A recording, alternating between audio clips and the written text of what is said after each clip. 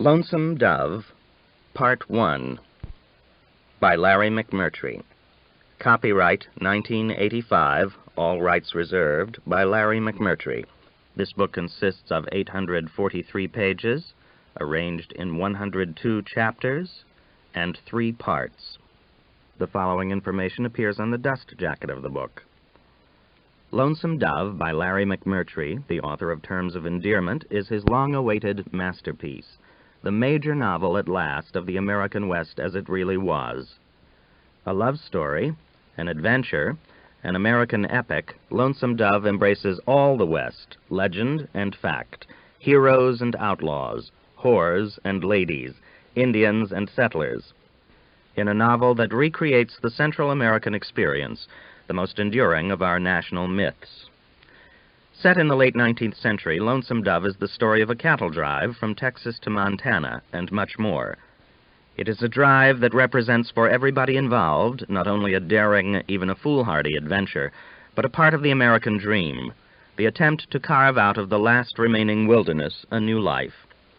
Augustus McCrae and W.F. Call are former Texas Rangers, partners and friends who have shared hardship and danger together without ever quite understanding or wanting to understand each other's deepest emotions.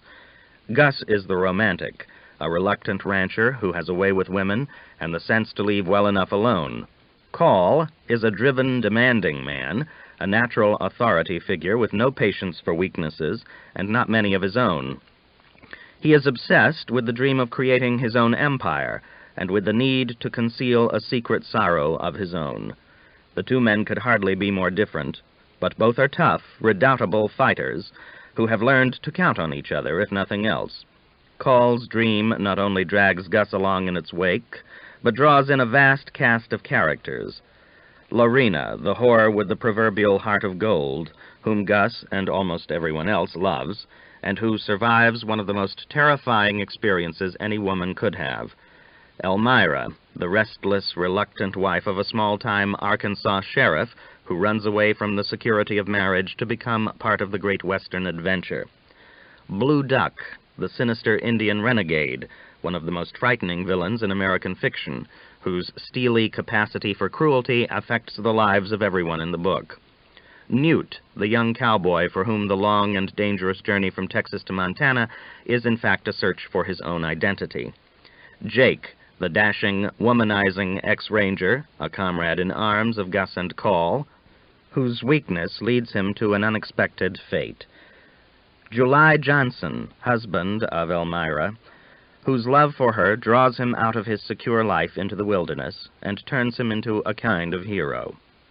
Lonesome Dove sweeps from the Rio Grande, where Gus and Call acquire the cattle for their long drive by raiding the Mexicans, to the Montana highlands, where they find themselves besieged by the last defiant remnants of an older West. It is an epic of love, heroism, loyalty, honor, and betrayal, faultlessly written, unfailingly dramatic. Lonesome Dove is the novel about the West that American literature and the American reader has long been waiting for. For Maureen Orth, and in memory of the 9 McMurtry boys, 1878 to 1983, once in the saddle they used to go dashing.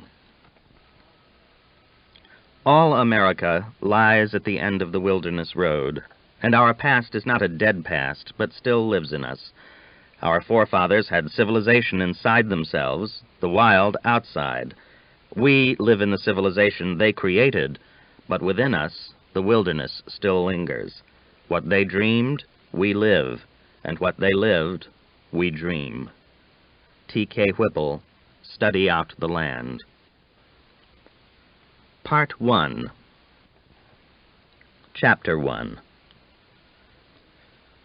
When Augustus came out on the porch, the blue pigs were eating a rattlesnake, not a very big one. It had probably just been crawling around looking for shade when it ran into the pigs. They were having a fine tug-of-war with it, and its rattling days were over. The sow had it by the neck, and the shote had the tail. "You pigs get," Augustus said, kicking the shote. "Head on down to the creek if you want to eat that snake." It was the porch he begrudged them, not the snake. Pigs on the porch just made things hotter, and things were already hot enough. He stepped down into the dusty yard and walked around to the spring house to get his jug. The sun was still high, sulled in the sky like a mule, but Augustus had a keen eye for sun, and to his eye the long light from the west had taken on an encouraging slant. Evening took a long time getting here. When it came, it was a comfort. For most of the hours of the day, and most of the months of the year, the sun had the town trapped deep in dust, far out in the chaparral flats, a heaven for snakes and horned toads, road-runners and stinging lizards, but a hell for pigs and Tennesseans. There was not even a respectable shade tree within 20 or 30 miles. In fact, the actual location of the nearest decent shade was a matter of vigorous debate in the offices, if you wanted to call a roofless barn and a couple of patched-up corrals offices, of the Hat Creek Cattle Company, half of which Augustus owned. His stubborn partner, Captain W.F. Call, maintained that there was excellent shade as close as Pickles Gap, only 12 miles away, but Augustus wouldn't allow it. Pickles Gap was, if anything, a more worthless community than Lonesome Dove. It had only sprung up because a fool from North Georgia named Wesley Pickles had gotten himself and his family lost in the mesquites for about 10 days. When he finally found a clearing, he wouldn't leave it, and Pickles Gap came into being, mainly attracting travelers like its founder, which is to say people too weak-willed to be able to negotiate a few hundred miles of mesquite thicket without losing their nerve. The spring house was a little lumpy adobe building, so cool on the inside that Augustus would have been tempted to live in it had it not been for its popularity with black widows, yellow jackets, and centipedes. When he opened the door, he didn't immediately see any centipedes, but he did immediately hear the nervous buzz of a rattlesnake that was evidently smarter than the one the pigs were eating. Augustus could just make out the snake coiled in a corner, but decided not to shoot it. On a quiet spring evening in Lonesome Dove, a shot could cause complications. Everybody in town would hear it and conclude either that the Comanches were down from the plains or the Mexicans up from the river. If any of the customers of the Dry Bean, the town's one saloon, happened to be drunk or unhappy, which was very likely, they would probably run out into the street and shoot a Mexican or two, just to be on the safe side. At the very least, Call would come stomping up from the lots, only to be annoyed to discover it had just been a snake. Call had no respect whatsoever for snakes, or for anyone who stood aside for snakes.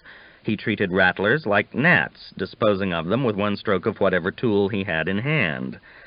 "A man that slows down for snakes might as well walk," he often said, a statement that made about as much sense to an educated man as most of the things Call said. Augustus held to a more leisurely philosophy. He believed in giving creatures a little time to think, so he stood in the sun a few minutes until the rattler calmed down and crawled out a hole. Then he reached in and lifted his jug out of the mud. It had been a dry year, even by the standards of Lonesome Dove, and the spring was just springing enough to make a nice mud puddle. The pigs spent half their time rooting around the spring house, hoping to get into the mud, but so far none of the holes in the adobe was big enough to admit a pig. The damp burlap the jug was wrapped in naturally appealed to the centipedes, so Augustus made sure none had sneaked under the wrapping before he uncorked the jug and took a modest swig. The one white barber in Lonesome Dove, a fellow Tennessean named Dillard Brawley, had to do his barbering on one leg because he had not been cautious enough about centipedes. 2 of the vicious red-legged variety had crawled into his pants one night, and Dillard had got up in a hurry and had neglected to shake out the pants. The leg hadn't totally rotted off, but it had rotted sufficiently that the family got nervous about blood poisoning and persuaded he and Call to saw it off. For a year or two, Lonesome Dove had had a real doctor, but the young man had lacked good sense. A vaquero, with a loose manner that everybody was getting ready to hang at the first excuse anyway, passed out from drink one night and let a blister bug crawl in his ear. The bug couldn't find its way out, but it could move around enough to upset the vaquero, who persuaded the young doctor to try and flush it. The young man was doing his best with some warm salt water, but the vaquero lost his temper and shot him. It was a fatal mistake on the vaquero's part. Someone blasted his horse out from under him as he was racing away, and the incensed citizenry, most of whom were nearby at the Dry Bean, passing the time, hung him immediately. Unfortunately, no medical man had taken an interest in the town since, and Augustus and Coll, both of whom had coped with their share of wounds, got called on to do such surgery as was deemed essential. Dillard Brawley's leg had presented no problem, except that Dillard screeched so loudly that he injured his vocal cords. He got around good on one leg, but the vocal cords had never fully recovered, which ultimately hurt his business. Dillard had always talked too much, but after the trouble with the centipedes, what he did was whisper too much. Customers couldn't relax under their hot towels for trying to make out Dillard's whispers. He hadn't really been worth listening to, even when he had two legs, and in time many of his customers drifted off to the Mexican barber. Coll even used the Mexican, and Coll didn't trust Mexicans or barbers. Augustus took the jug back to the porch and placed his rope-bottomed chair so as to utilize the smidgen of shade he had to work with. As the sun sank, the shade would gradually extend itself across the porch, the wagon yard, Hat Creek, Lonesome Dove, and eventually the Rio Grande. By the time the shade had reached the river, Augustus would have mellowed with the evening and be ready for some intelligent conversation, which usually involved talking to himself. Coll would work until slap dark if he could find anything to do, and if he couldn't find anything, he would make up something. And Pea Eye was too much of a corporal to quit before the captain quit, even if Coll would have let him. The two pigs had quietly disregarded Augustus's orders to go to the creek, and were under one of the wagons, eating the snake. That made good sense, for the creek was just as dry as the wagon yard, and farther off. 50 weeks out of the year, Hat Creek was nothing but a sandy ditch, and the fact that the two pigs didn't regard it as a fit wallow was a credit to their intelligence. Augustus often praised the pigs' intelligence in a running argument he had been having with Coll for the last few years. Augustus maintained that pigs were smarter than all horses and most people, a claim that galled Coll severely. "No slop-eating pig is as smart as a horse," Coll said, before going on to say worse things. As was his custom, Augustus drank a fair amount of whiskey as he sat and watched the sun ease out of the day. If he wasn't tilting the rope-bottomed chair, he was tilting the jug. The days in Lonesome Dove were a blur of heat and as dry as chalk, but mash whiskey took some of the dry away and made Augustus feel nicely misty inside, foggy and cool as a morning in the Tennessee hills. He seldom got downright drunk, but he did enjoy feeling misty along about sundown, keeping his mood good with tasteful swigs as the sky to the west began to color up. The whiskey didn't damage his intellectual powers any, but it did make him more tolerant of the raw sorts he had to live with, Coll and Pea Eye and Dietz, young Newt, and old Bolivar, the cook. When the sky had pinked up nicely over the western flats, Augustus went around to the back of the house and kicked the kitchen door a time or two. "Better warm up the sow-belly and mash a few beans," he said. Old Bolivar didn't answer, so Augustus kicked the door once or twice more to emphasize his point, and went back to the porch. The blue shote was waiting for him at the corner of the house, quiet as a cat. It was probably hoping he would drop something, a belt or a pocket knife or a hat, so he could eat it. "Get from here, Shote," Augustus said. "If you're that hungry, go hunt up another snake." It occurred to him that a leather belt couldn't be much tougher or less palatable than the fried goat Bolivar served up 3 or 4 times a week. The old man had been a competent Mexican bandit before he ran out of steam and crossed the river. Since then he had led a quiet life, but it was a fact that goat kept turning up on the table. The Hat Creek Cattle Company didn't trade in them, and it was unlikely that Bolivar was buying them out of his own pocket. Stealing goats was probably his way of keeping up his old skills. His old skills did not include cooking.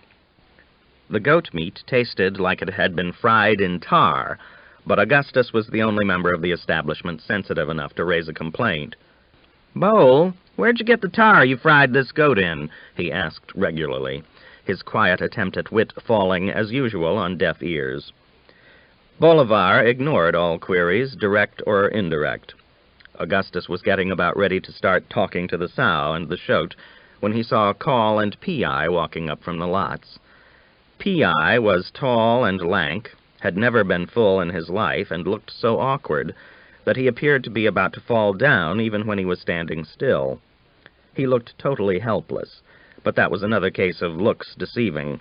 In fact, he was one of the ablest men Augustus had ever known. He had never been an outstanding Indian fighter, but if you gave him something he could work at deliberately, like carpentering or blacksmithing or well-digging or harness repair, Pea was excellent.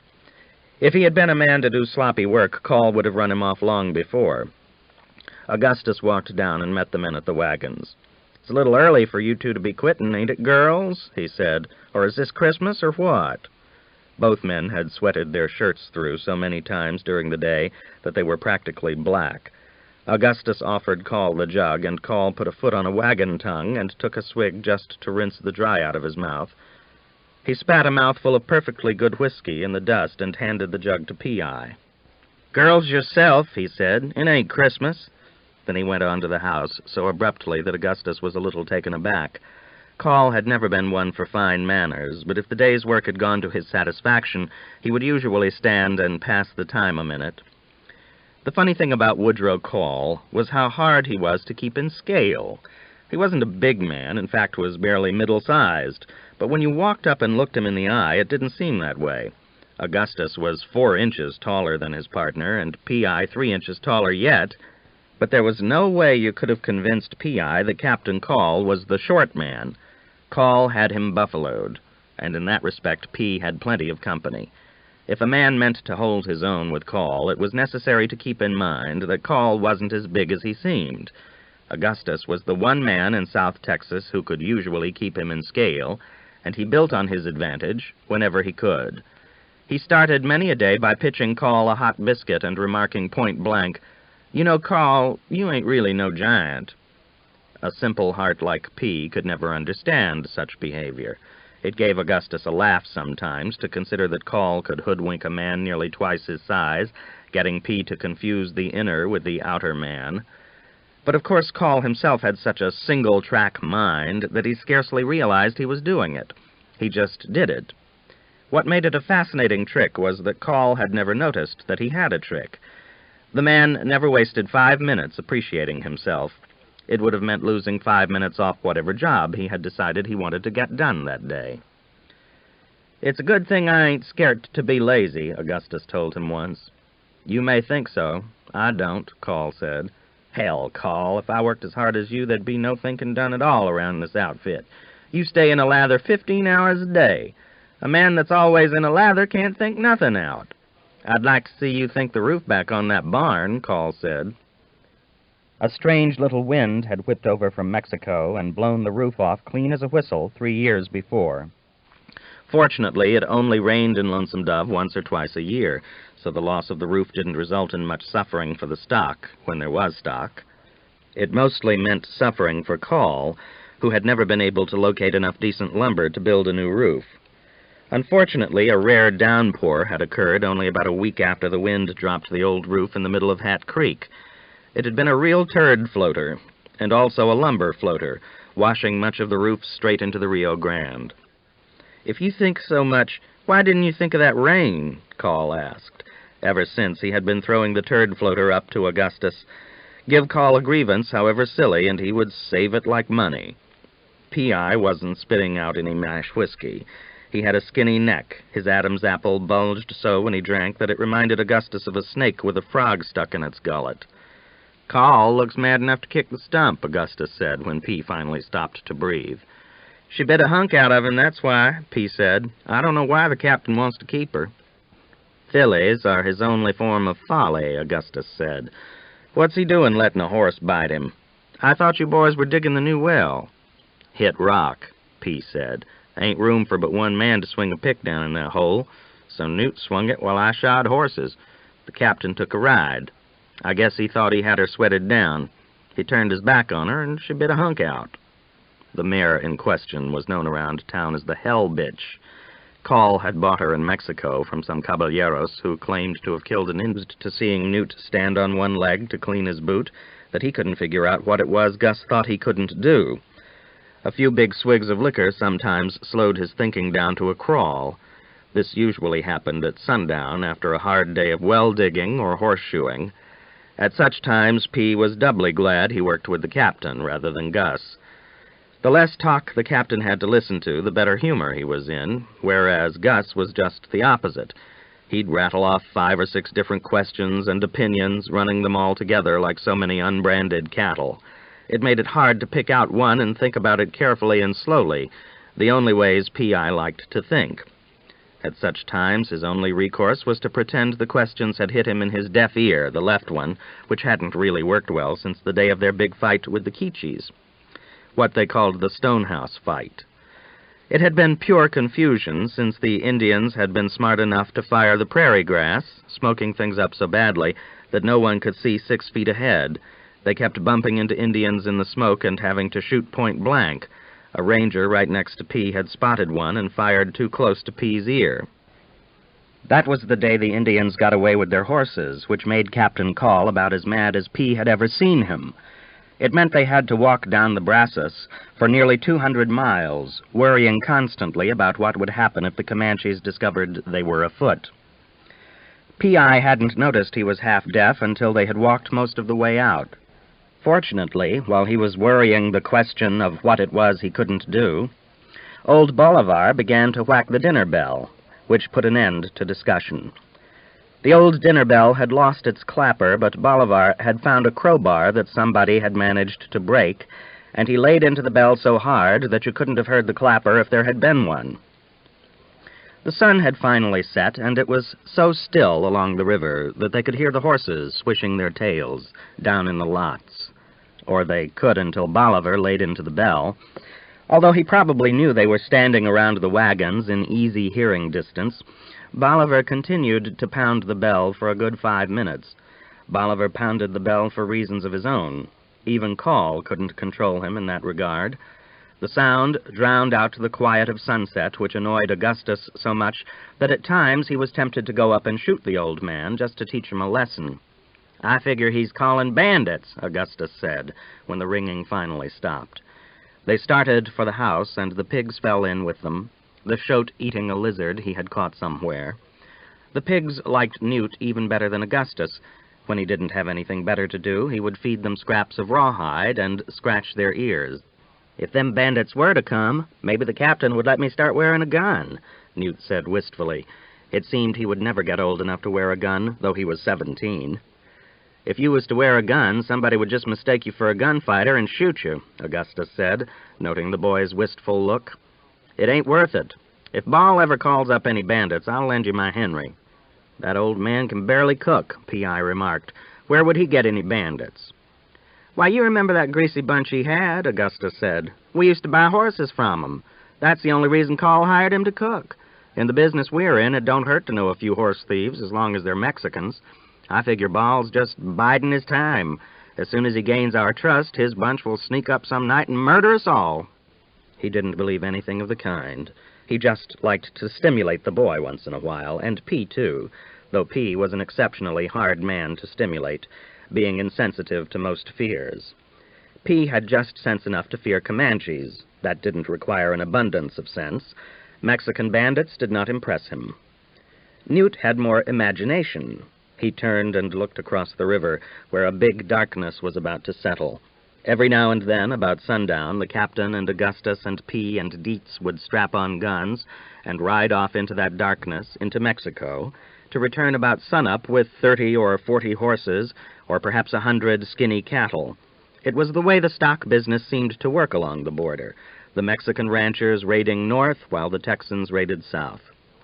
Some of the skinny cattle spent their lives being chased back and forth across the Rio Grande. Newt's fondest hope was to get old enough to be taken along on the raids. Many a night he lay in his hot little bunk, listening to old Bolivar snore and mumble below him, peering out the window toward Mexico, imagining the wild doings that must be going on. Once in a while he even heard gunfire, though seldom more than a shot or two, from up or down the river. It got his imagination to working all the harder. "You can go when you're grown," the captain said. And that was all he said. There was no arguing with it either, not if you were just hired help. Arguing with the captain was a privilege reserved for Mr. Gus. They no sooner got in the house than Mr. Gus began to exercise the privilege. The captain had his shirt off, letting Bolivar treat his mare bite. She had got him just above the belt. Enough blood had run down into his pants that one pants leg was caked with it. Ball was about to pack the bite with his usual dope, a mixture of axle grease and turpentine, but Mr. Gus made him wait until he could get a look at the wound himself.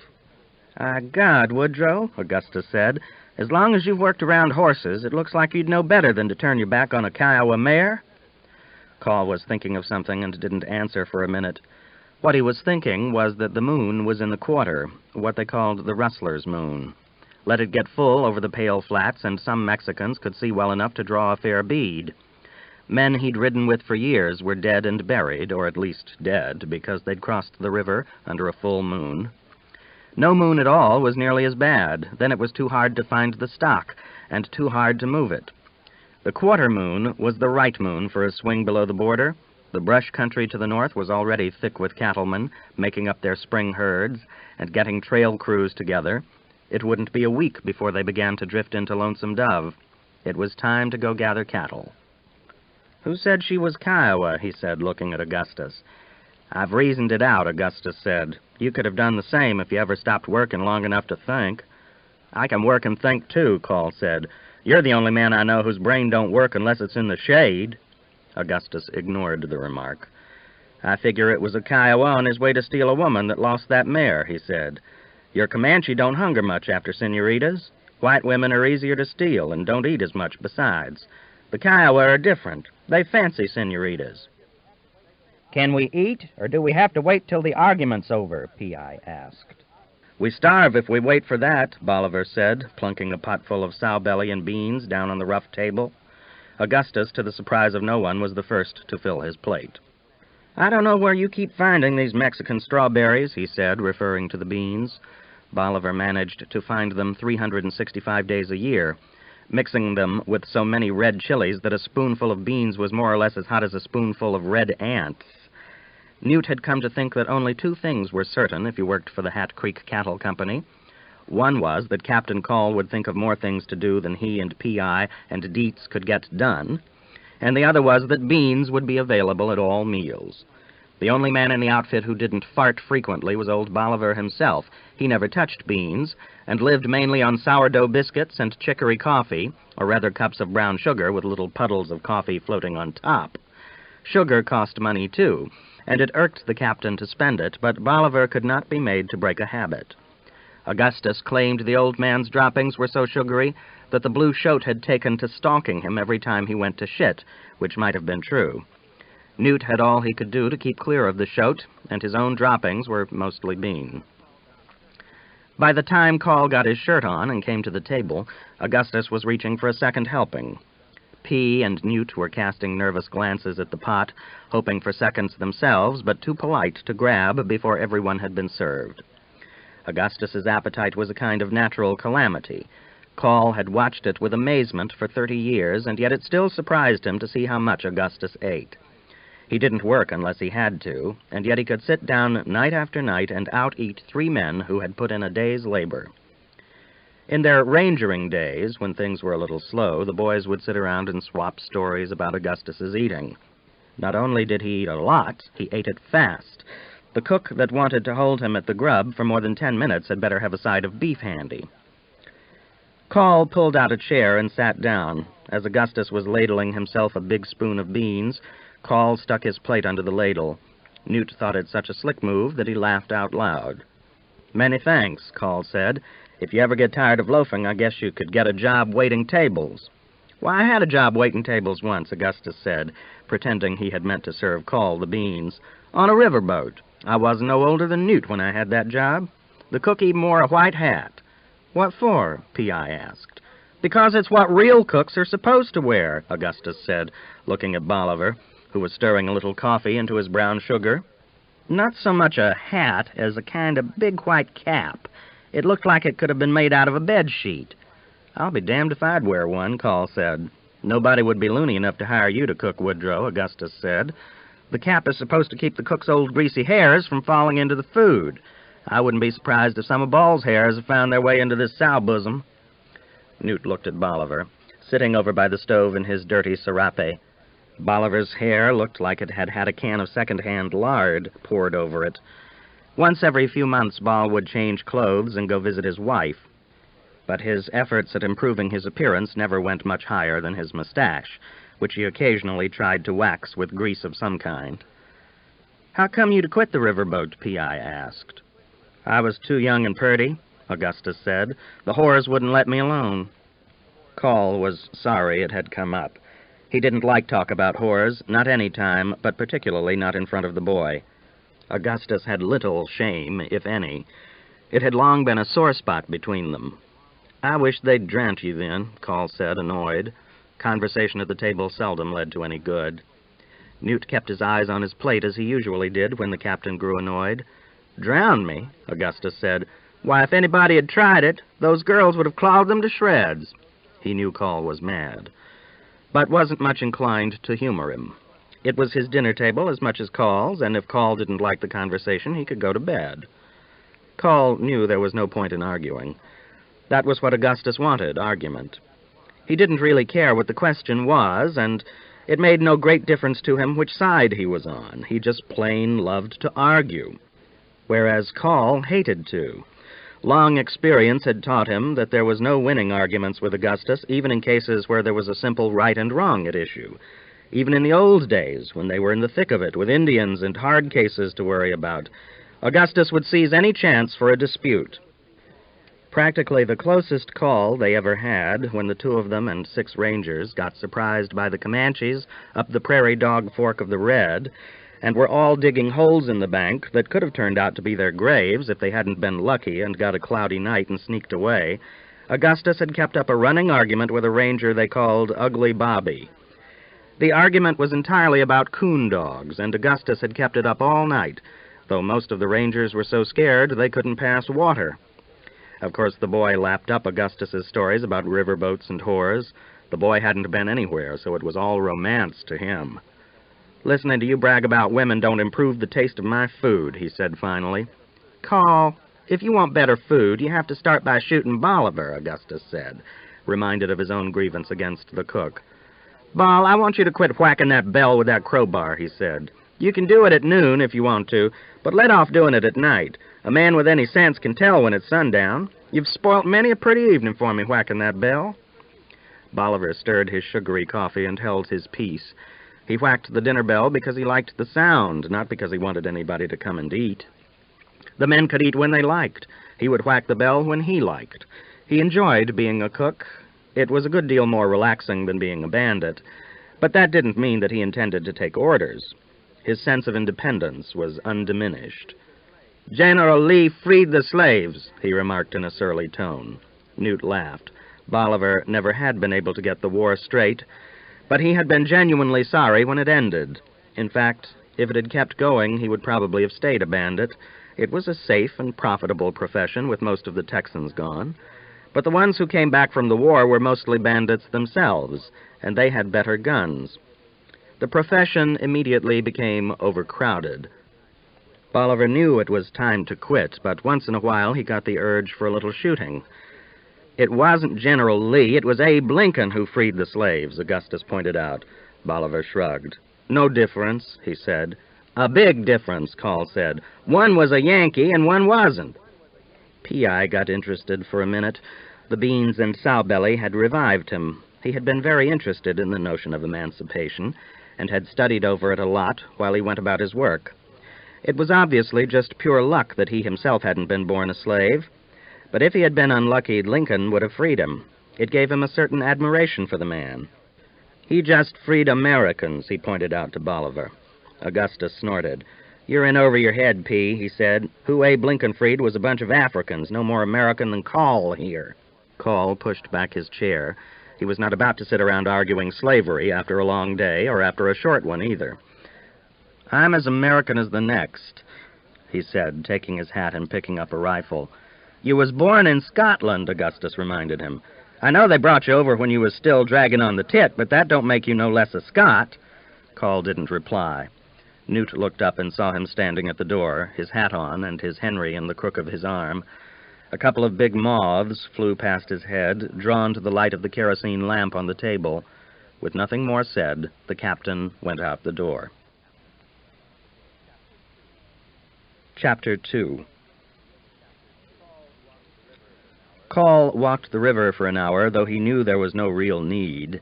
It was just an old habit he had, left over from wilder times, checking, looking for sign of one kind or another, honing his instincts as much as anything. In his years as a ranger captain, it had been his habit to get off by himself for a time every night, out of camp and away from whatever talking and bickering were going on. He had discovered early on that his instincts needed privacy in which to operate.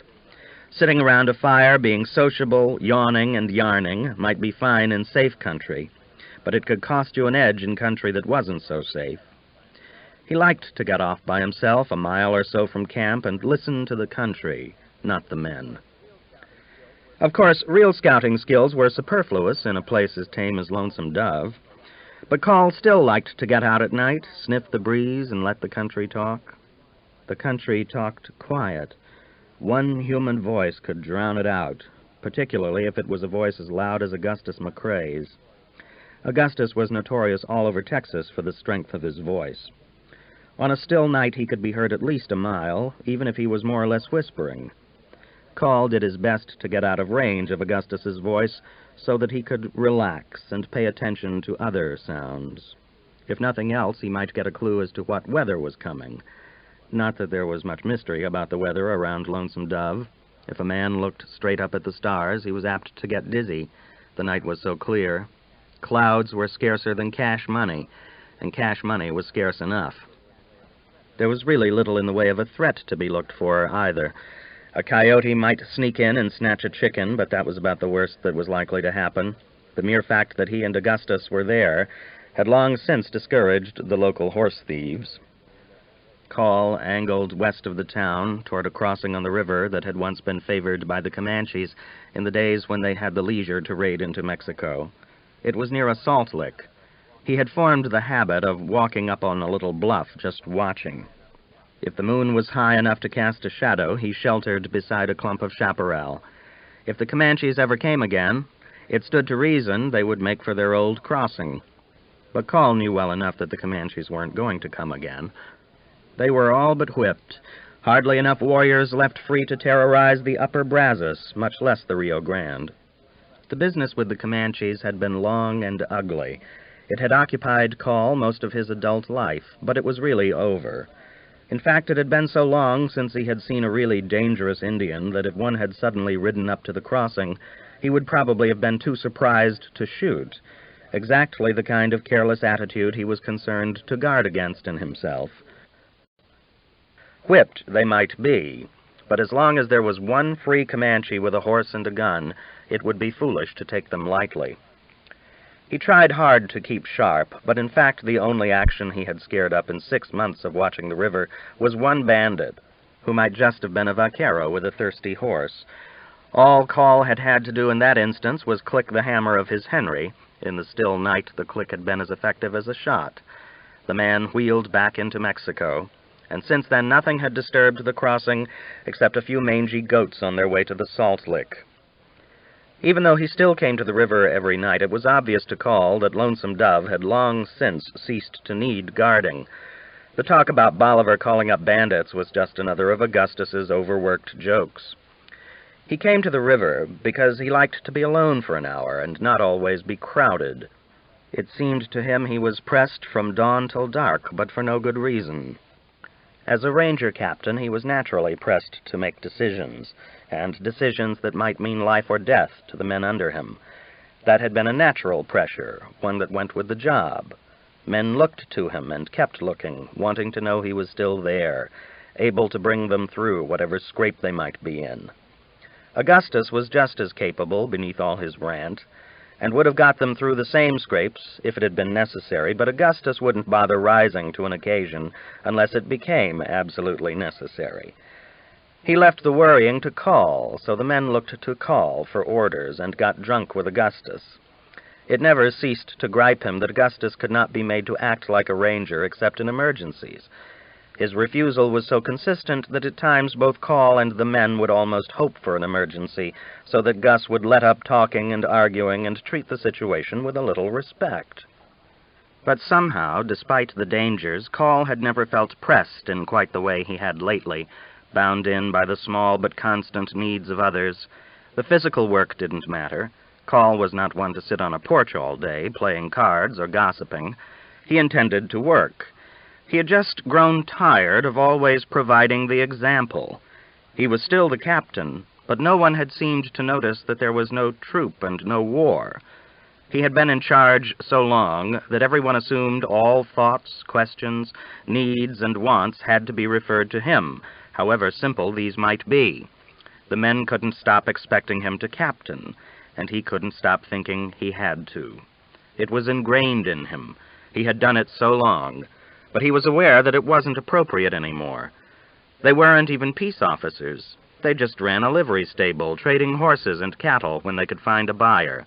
The work they did was mostly work he could do in his sleep, and yet, though his day-to-day responsibilities had constantly shrunk over the last 10 years, life did not seem easier. It just seemed smaller, and a good deal more dull. Call was not a man to daydream. That was Gus's department. But then it wasn't really daydreaming he did, alone on the little bluff at night. It was just thinking back to the years when a man who presumed to stake out a Comanche trail would do well to keep his rifle cocked. Yet the fact that he had taken to thinking back annoyed him, too. He didn't want to start working over his memories like an old man. Sometimes he would force himself to get up and walk 2 or 3 more miles up the river and back, just to get the memories out of his head. Not until he felt alert again, felt that he could still captain if the need arose, would he return to Lonesome Dove. After supper, when Call left for the river, Augustus, Pea Eye, Newt, Bolivar, and the pigs repaired to the porch. The pigs nosed around in the yard, occasionally catching a lizard or a grasshopper, a rat snake or an unwary locust. Bolivar brought out a whetstone and spent 20 minutes or so sharpening the fine, bone-handled knife that he wore at his belt. The handle was made from the horn of a mule deer, and the thin blade flashed in the moonlight as Bolivar carefully drew it back and forth across the whetstone, spitting on the stone now and then to dampen its surface. Although Newt liked Bolivar and considered him a friend, the fact that Bol felt it necessary to sharpen the knife every night made him a little nervous. Mr. Gus's constant joking about bandits, although Newt knew it was joking, had its effect. It was a mystery to him why Bol sharpened the knife every single night, since he never cut anything with it. When he asked him about it, Bol smiled and tested the blade gently with his thumb. "It's like a wife," he said. "Every night you better stroke it." That made no sense to Newt, but got a laugh from Augustus.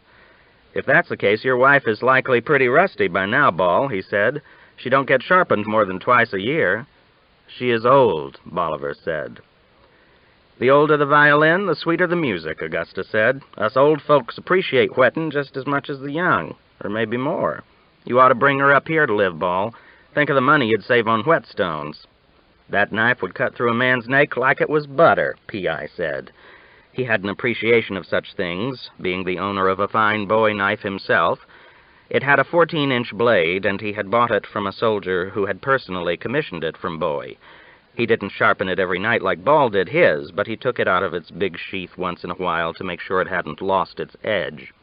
It was his Sunday knife, and he didn't use it for ordinary work like butchering or cutting leather. Bolivar never used his for ordinary work either, though once in a while, if he was in a good mood, he would throw it and stick it in the side of a wagon, or maybe shave off a few fine curls of rawhide with it. Newt would then feed the rawhide to the pigs. Augustus himself took a dim view of the utility of knives, particularly of fancy knives. He carried a plain old clasp in his pocket, and used it mainly for cutting his toenails. In the old days, when they all lived mostly off game, he had carried a good skinning knife as a matter of necessity, but he had no regard at all for the knife as a fighting weapon. So far as he was concerned, the invention of the Colt revolver had rendered all other short-range weapons obsolete. It was a minor irritant that he had to spend virtually every night of his life listening to Bol grind his blade away. "If I have to listen to something, I'd rather listen to you whet your wife," he said. "I don't bring her," Bol said. "I know you. You would try to corrupt her." Augustus laughed. "No, I ain't much given to corrupting old women," he said. "Ain't you got any daughters?" "Only 9, Bolivar said. Abruptly, not even getting up, he threw the knife at the nearest wagon, where it stuck, quivering for a moment. The wagon was only about 20 feet away, so it was no great throw, but he wanted to make a point about his feeling for his daughters. 6 were married already, but the 3 left at home were the light of his life. "I hope they take after their mother," Augustus said. "If they take after you, you're in for a passel of old maids." His Colt was hanging off the back of the chair, and he reached around and got it, took it out of its holster, and idly twirled the chamber a time or two, listening to the pretty little clicks. Bolivar was sorry he had thrown the knife, since it meant he would have to get up and walk across the yard to retrieve it. At the moment, his hip joints hurt, as well as several other joints, all the result of letting a horse fall on him 5 years before. "I am better looking than a buzzard like you," he said, pulling himself up. Newt knew Bolivar and Mr. Gus were just insulting one another to pass the time, but it still made him nervous when they did it, particularly late in the day, when they had both been hitting their respective jugs for several hours. It was a peaceful night, so still that he could occasionally hear the sound of the piano down at the Dry Bean Saloon. The piano was the pride of the saloon, and for that matter of the town. The church folks even borrowed it on Sundays. Luckily, the church house was right next to the saloon, and the piano had wheels. Some of the deacons had built a ramp out at the back of the saloon, and a board track across to the church, so that all they had to do was push the piano right across to the church. Even so, the arrangement was a threat to the sobriety of the deacons, some of whom considered it their duty to spend their evenings in the saloon safeguarding the piano. Once they safeguarded it so well on Saturday night that they ran it off its rail on Sunday morning and broke 2 legs off it. Since there weren't enough sober men in church that morning to carry it inside, Mrs. Pink Higgins, who played it, had to sit out in the street and bang away at the hymns, while the rest of the congregation, 10 ladies and a preacher, stayed inside and sang. The arrangement was made more awkward still by the fact that Loreena Wood came out on the back stairs of the saloon, practically undressed, and listened to the hymns. Newt was deeply in love with Loreena Wood, though so far he had not even had an opportunity to speak to her. He was painfully aware that if the chance for personal speech ever did arise, he would have no idea what to say. On the rare occasions when he had an errand that took him by the saloon, he lived in terror, afraid some accident might occur which would actually force him to speak to her. He wanted to speak to Loreena, of course. It represented the very summit of his life's hopes, but he didn't want to have to do it until he had decided on the best thing to say, which so far he had not, though Loreena had been in town for several months, and he had been in love with her from the moment he first glimpsed her face. On an average day, Loreena occupied Newt's thoughts about 8 hours, no matter what tasks occupied his hands.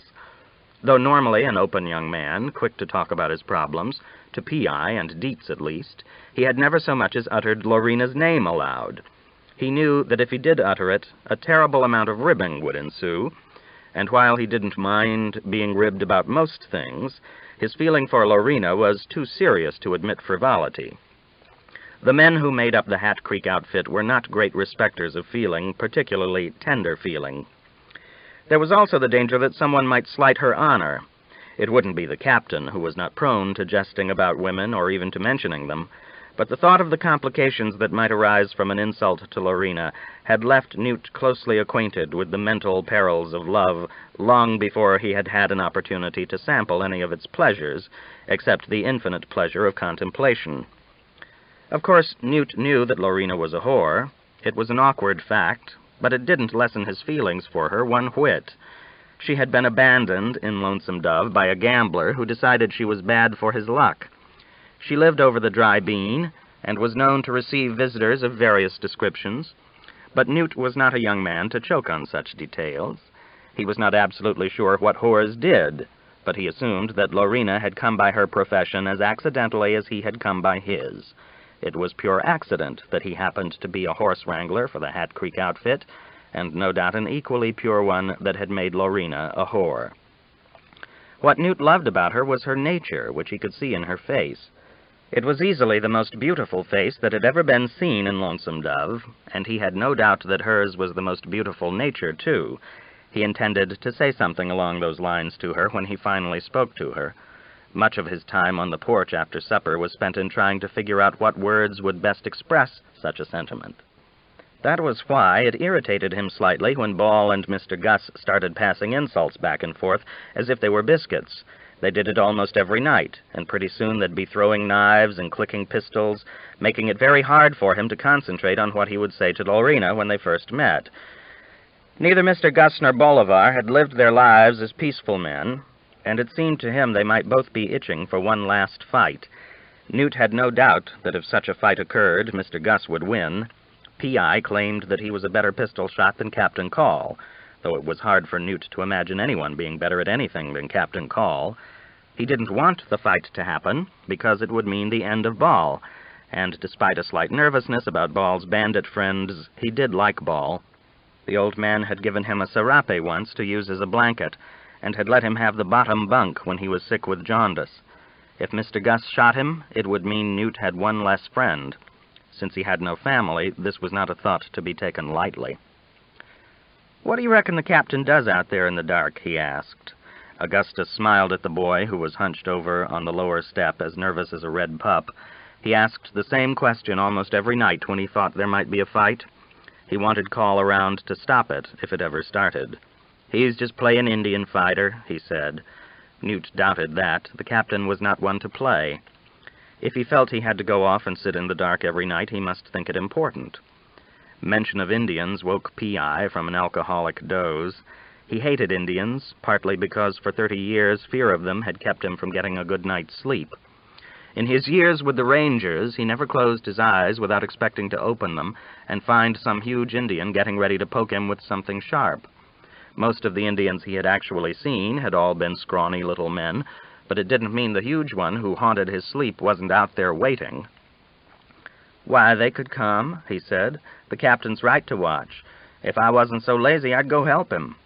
"He don't want you to help him," Augustus said testily. Pea's blind loyalty to Call was sometimes a trial.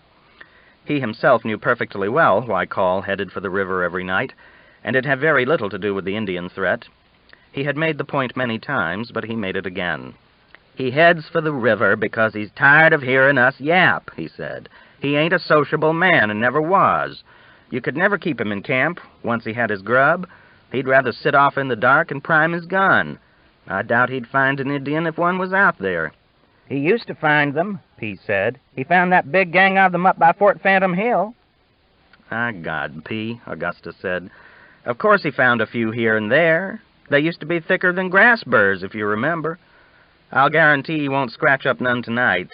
Call's got to be the one to out-suffer everybody, that's the pint.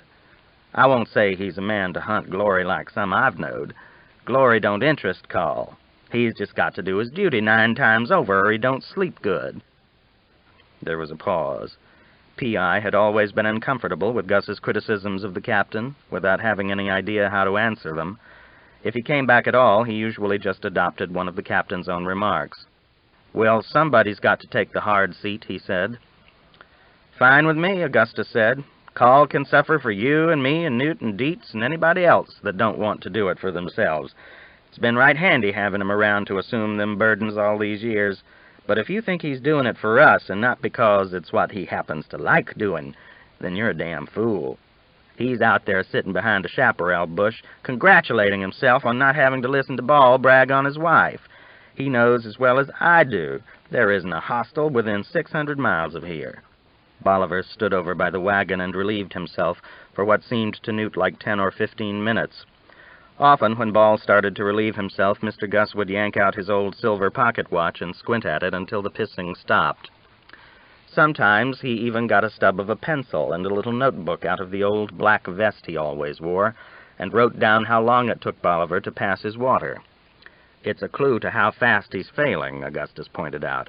"An old man finally dribbles, same as a fresh calf. I best just keep a record so we'll know when to start looking for a new cook." For once, though, the pigs took more interest in Ball's performance than Mr. Gus, who just drank a little more whiskey. Ball yanked his knife out of the side of the wagon and disappeared into the house. The pigs came to Newt to get their ears scratched. Pea Eye slumped against the porch railing. He had begun to snore. "Pea, wake up and go to bed," Augustus said, kicking at his leg until he waked him. Newt and I might forget and leave you out here. And if we done that, these critters would eat you, belt buckle and all." Pea Eye got up without really opening his eyes and stumbled into the house. "They wouldn't really eat him," Newt said. The blue shote was on the lower step, friendly as a dog. "No, but it takes a good threat to get Pea moving," Augustus said. Newt saw the captain coming back, his rifle in the crook of his arm. As always, Newt felt relieved. It eased something inside him to know the captain was back. It made it easier to sleep. Lodged in his mind somewhere was the worry that maybe some night the captain wouldn't come back. It wasn't a worry that he would meet with some accident and be killed, either. It was a worry that he might just leave. It seemed to Newt that the captain was probably tired of them all, and with some justice. He and P and Dietz did their best to pull their weight, but Mr. Gus never pulled any weight at all, and Ball sat around and drank tequila most of the day. Maybe the captain would just saddle up the hell bitch some night and go. Once in a great while, Newt dreamed that the captain not only left but took him with him to the high plains that he had heard about but never seen. There was never anyone else in the dreams, just him and the captain, horseback in a beautiful grassy country. Those were sweet dreams, but just dreams. If the captain did leave, he would probably just take P along, since P had been his corporal for some. Instead of dying, he ended up living with a leak. With a handicap like that, it was lucky he could play the piano. Augustus got up and stretched. He took his Colt and holster off the back of the chair. So far as he was concerned, the night was young. He had to step over the shote to get off the porch.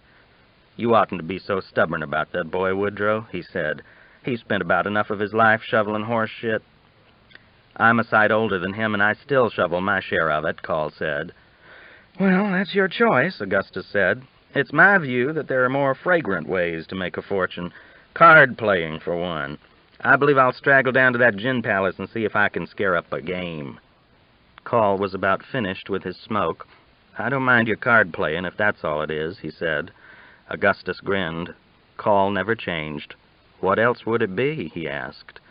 "You never used to gamble this regular," Call said. "You better watch that girl." "Watch her for what?" "To see she don't get you to marry her," Call said. "You're just enough of an old fool to do it. I won't have that girl around." Augustus had a good laugh.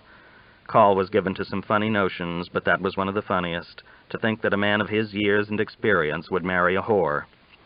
"See you for breakfast," he said. Call sat on the steps a little while longer, listening to the blue pigs snore. Chapter 3. Loreena had never lived in a place where it was cool. It was her one aim. It seemed to her she had learned to sweat at the same time she had learned to breathe, and she was still doing both. Of all the places she had heard men talk about, San Francisco sounded the coolest and nicest, so it was San Francisco she set her sights on. Sometimes it seemed like slow going. She was nearly 24 and hadn't got a mile past Lonesome Dove, which wasn't fast progress considering that she had only been 12 when her parents got nervous about Yankees and left Mobile. That much slow progress would have discouraged most women, but Loreena didn't allow her mind to dwell on it. She had her flat days, of course, but that was mostly because Lonesome Dove itself was so flat. She got tired of looking out the window all day and seeing nothing but brown land and gray chaparral. In the middle of the day, the sun was so hot the land looked white. She could see the river from her window and Mexico. Lippy told her she could make a fortune if she cared to establish herself in Mexico, but Loreena didn't care to. From what she could see of the country, it didn't look any more interesting than Texas, and the men stunk just as bad as Texans, if not worse. Gus McCrae claimed to have been to San Francisco and would talk to her for hours about how blue the water was in the bay, and how the ships came in from everywhere. In the end, he overtalked it, like he did everything. Once or twice, Loreena felt she had a clear picture of it listening to Gus, but by the time he finally quit talking, she would have lost it and just be lying there wishing it would cool off. In that respect, Gus was unusual, for most men didn't talk. He would blab right up until he shoved his old carrot in, and then would be babbling again before it was even dry. Generous as he was by local standards, he gave her $5 in gold every single time, Loreena still felt a little underpaid. It should have been $5 for wetting his carrot and another $5 for listening to all the blab.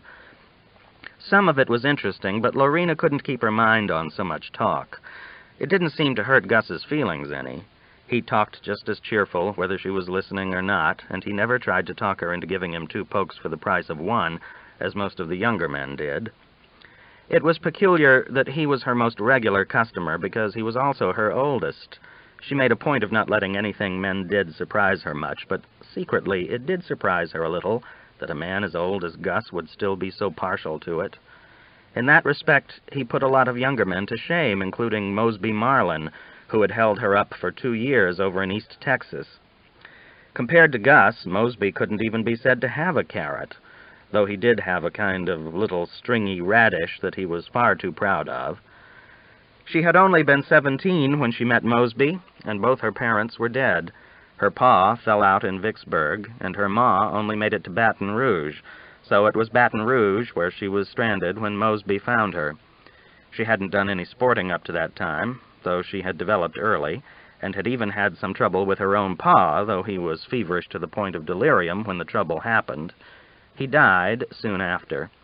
She knew Mosby was a drunkard from the first, but he told her he was a Southern gentleman, and he had an expensive buggy and a fine pair of horses, so she believed him. Mosby claimed that he wanted to marry her, and Loreena believed that too, and let him drag her off to a big old drafty house near a place called Gladewater. The house was huge, but it didn't even have glass in the windows or rugs or anything. They had to set smoke pots in the rooms to keep the mosquitoes from eating them alive, which the mosquitoes did anyway. Mosby had a mother and 2 mean sisters and no money and no intention of marrying Loreena anyway, though he kept claiming he would for a while. In fact, the women folk treated Loreena worse than they treated the Negras, and they didn't treat the Negras good. They didn't treat Mosby good either, or one another good. About the only creatures that ever saw any kindness around that house were Mosby's hounds. Mosby assured her he'd set the hounds on her if she ever tried to run away. It was in the nights when Loreena had to lay there with the smoke from the smoke pots so thick she couldn't breathe, and the clouds of mosquitoes nearly as thick as the smoke, and Mosby constantly bothering her with his radish, that Loreena's spirits sunk so low she ceased to want to talk. She became a silent woman. Soon after, the sporting started, because Mosby lost so much money one night that he offered 2 of his friends a poke in exchange for his debt. Loreena was so surprised that she didn't have time to arm herself, and the men had their way. But the next morning, when the 2 were gone, she went at Mosby with his own quirt, and cut his face so badly they put her in the cellar for 2 days, and didn't even bring her food. 2 or 3 months later, it happened again with some more friends, and this time Loreena didn't fight. She was so tired of Mosby and his radish and the smoke pots that she was willing to consider anything different. The mother and the mean sisters wanted to drive her out of the house, and Loreena would have been glad to go, but Mosby threw such a fit that one of the sisters ran off herself to live with an aunt. Then one night Mosby just plain sold a poke to a traveling man of some kind. He seemed to be planning to do it regular, only the second man he sold her to happened to take a fancy to Loreena.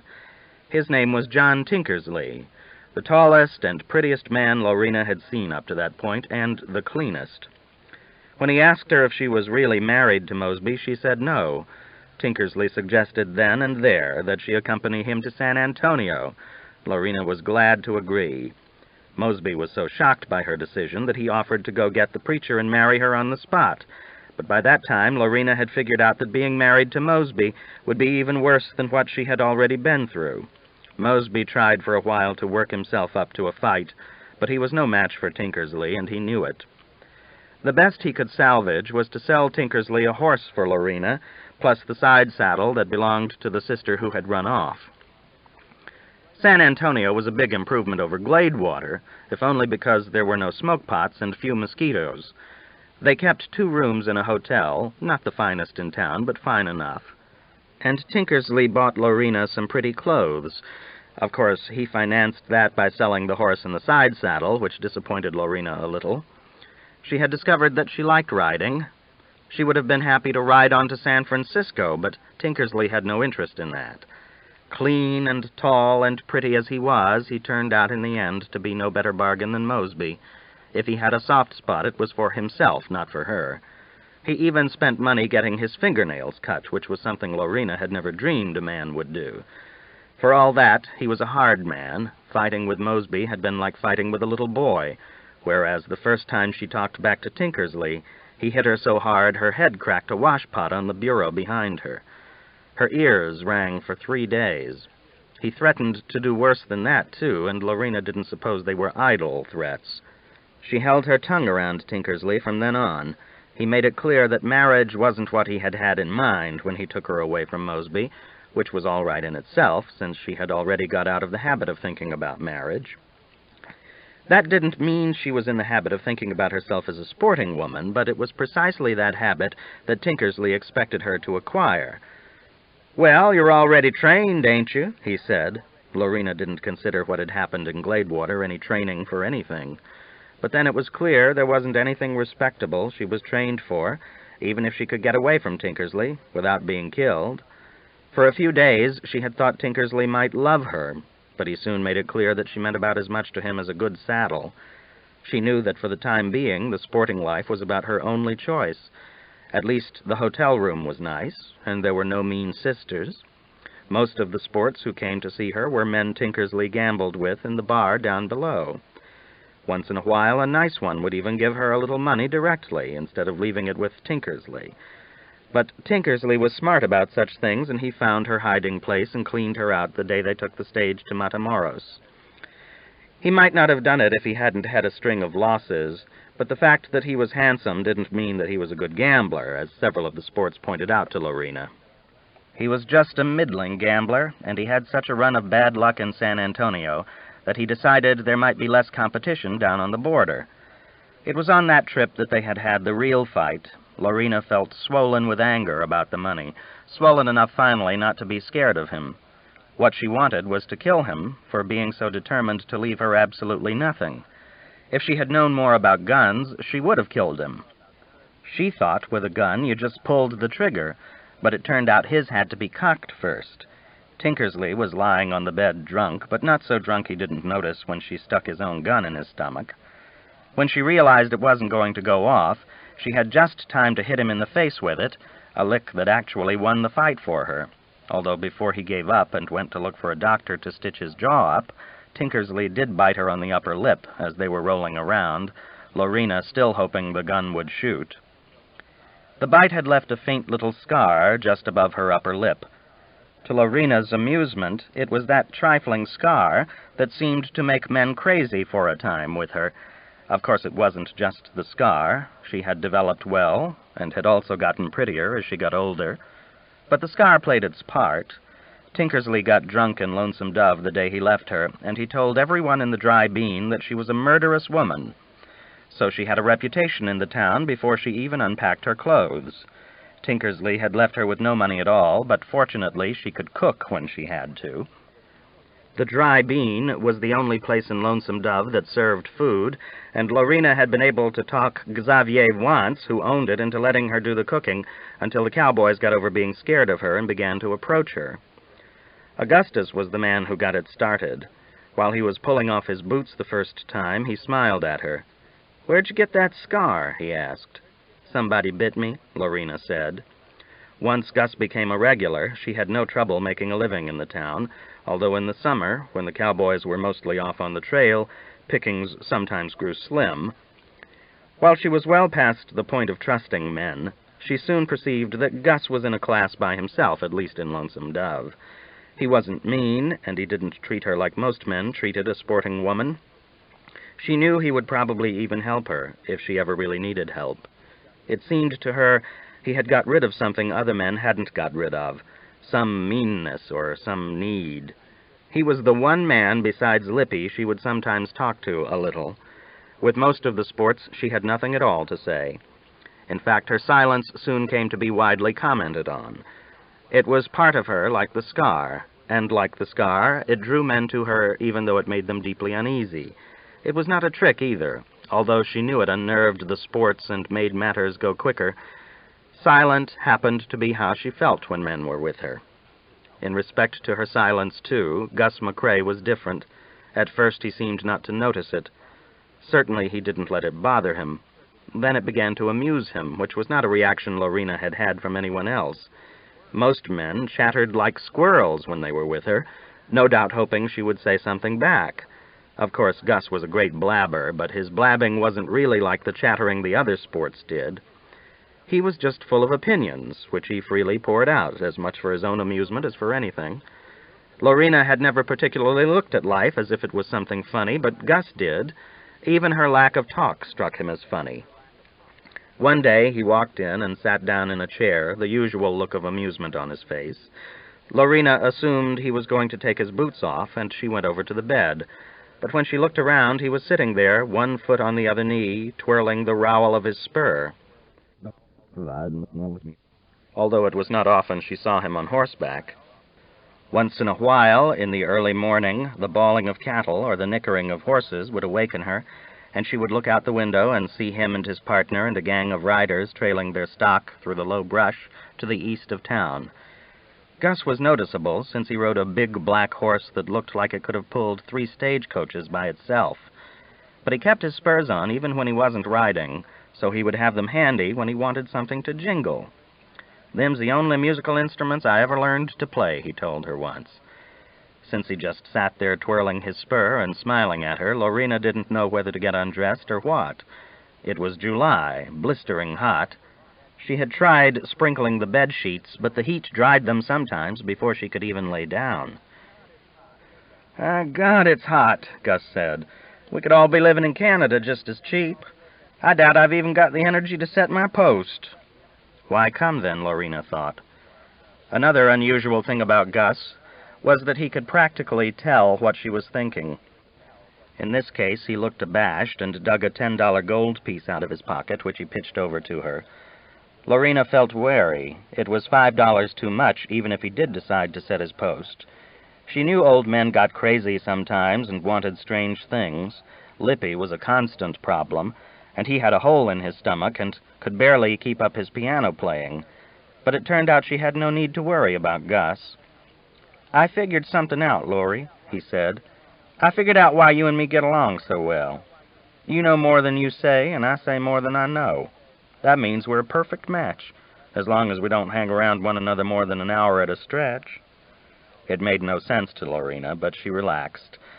There was no likelihood he would try anything crazy on her. "This is $10, she said, thinking maybe he just hadn't noticed what kind of money he was handing over. "You know, prices are funny," he said. "I've known a good many sporting girls, and I've always wondered why they didn't price more flexible. If I was in your place, and I had to traipse upstairs with some of these old smelly sorts, I'd want a sight of money. Whereas if I was some good-looking young sprout who kept himself barbered up, why, a nickel might be enough." Loreena remembered Tinkersley, who had had the use of her for 2 years, taken all she brought in, and then left her without a cent. "A nickel wouldn't be enough," she said. "I can do without the barbering." But Augustus was in a mood for discussion. "Say you put $2 as your low figure," he said. "That's for the well-barbered sprout. What would the high figure be for some big, rank waddy who couldn't even spell? The point I'm making is that all men ain't the same, so they shouldn't be the same price, or am I wrong? Maybe from where you sit, all men are the same." Once she thought about it, Loreena saw his point. All men weren't quite the same. A few were nice enough that she might notice them, and a goodly few were mean enough that she couldn't help noticing them. But the majority were neither one nor the other. They were just men, and they left money, not memories. So far, it was only the mean ones who had left memories. "Why'd you give me this 10? She asked, willing to be a little curious, since it seemed it was going to be just talk anyway. "Hoping to get you to talk a little," Augustus said, smiling. He had the most white hair she had ever seen on a man. He mentioned once that it had turned white when he was 30, making his life more dangerous, since the Indians would have considered the white scalp a prize. "I was married twice, you remember," he said. "Should have been married a 3rd time, but the woman made a mistake and didn't marry me." "What's that got to do with this money?" Loreena asked. "The point is, I ain't a natural bachelor," Augustus said. "There's days when a little bit of talk with a female is worth any price. I figure the reason you don't have much to say is you probably never met a man who liked to hear a woman talk." Listening to women ain't the fashion in this part of the country. But I expect you got a life story like everybody else. If you'd like to tell it, I'm the one that'd like to hear it." Loreena thought that over. Gus didn't seem uncomfortable. He just sat there, twirling his rowel. "In these parts, what your business is all about is woman's company anyway," he said. "Now, in a cold clime, it might be different. A cold clime will perk a boy up and make him want to wiggle his bean, but down here in this heat, it's mostly company they're after." There was something to that. Men looked at her sometimes like they wished she would be their sweetheart, the young ones particularly, but some of the old ones, too. One or two had even wanted her to let them keep her, though where they meant to do the keeping she didn't know. She was already living in the only spare bedroom in Lonesome Dove. Little marriages were what they wanted, just something that would last until they started up the trail. Some girls did it that way, hitched up with one cowboy for a month or 6 weeks, and got presents and played at being respectable. She had known girls who did it that way in San Antonio. The thing that struck her was that the girls seemed to believe it as much as the cowboys did. They would act just as silly as respectable girls, getting jealous of one another and pouting all day if their boys didn't act to suit them.